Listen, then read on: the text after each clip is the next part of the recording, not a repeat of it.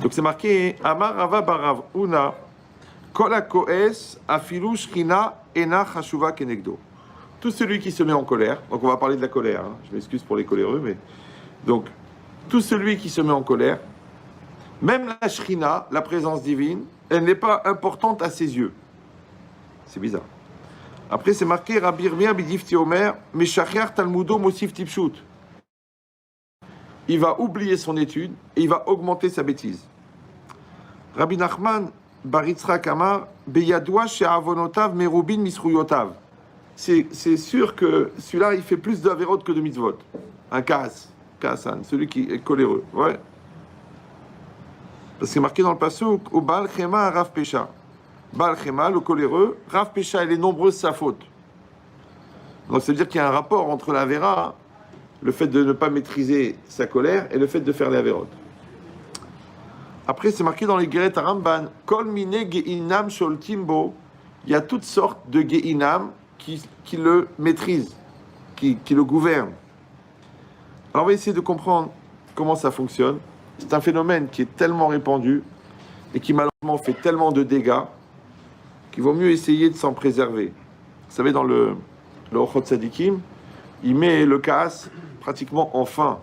Ça veut dire ça inclut beaucoup de mauvaises midotes sur lesquelles il faut travailler. Amen.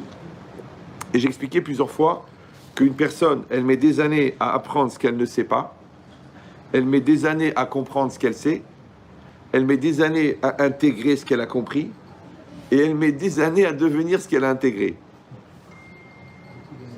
Donc, vous imaginez celui qui n'a même pas commencé à travailler. Alors, en vérité, c'est un passouk dans Yov. C'est marqué Toref Nafsho Be'apo. Il déchire Nafsho, son être, Be'apo, dans sa colère. Qu'est-ce que ça veut dire maintenant? Quelqu'un, son nefesh, il va le déchirer dans la colère. Ouais. Vous savez, il y a des expressions dans la colère. La personne, elle va dire « Je ne suis plus moi-même ». Ou alors « Tu m'as mis hors de moi ». C'est très intéressant au niveau zoologique, d'accord? Parce que quand quelqu'un est en lui, tu sais où il est, mais quand il est hors de lui, il est où? C'est un phénomène. La personne, elle est là, d'accord? Donc, il y a le corps physique, il y a le corps psychique, le moi, il y a la neshama, d'accord? Donc, quand la personne, elle est hors d'elle, elle est où? Comme quelqu'un a dit, j'ai manqué de présence d'esprit. Ça veut dire que mon esprit n'était pas là. Alors, les Khamim, ils appellent ça Essiar Da'at. Le Da'at, il est parti. Après, les gens, ils se calment, ils disent, bon, j'ai retrouvé mes esprits. C'est intéressant. Au grenier, dans une malle ou dans une valise, il avait perdu l'esprit. Maintenant, il retrouve l'esprit. Il faut savoir que la racine de toute la vérote, c'est la perte de Da'at. C'est pour ça que les Chachamim ils disent En aniout kaniout Da'at.